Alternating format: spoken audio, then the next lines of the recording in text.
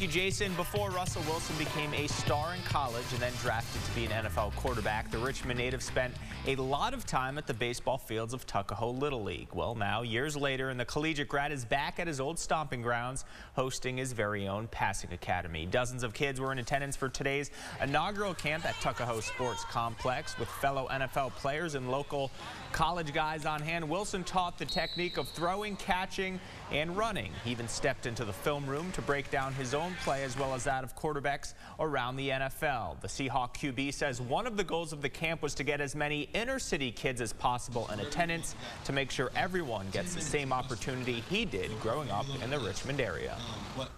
The camp's unbelievable.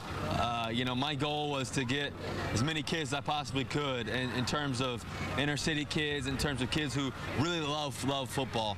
And, the biggest thing for me is when I was growing up, I went to a lot of different camps. I learned from a lot of great NFL players. And it's about mentoring these kids. It's about getting them here. It's about people, unbelievable people sponsoring them. It's about corporations being able to help these kids get here. And that's what I'm trying to tell these kids is we can make a difference.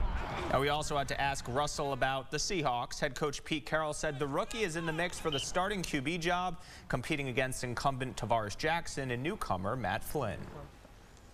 In terms of in Seattle, my goal is to be the starting quarterback and to be a franchise quarterback there one day and to make a difference and win a lot of games. But to do that, it's one step at a time.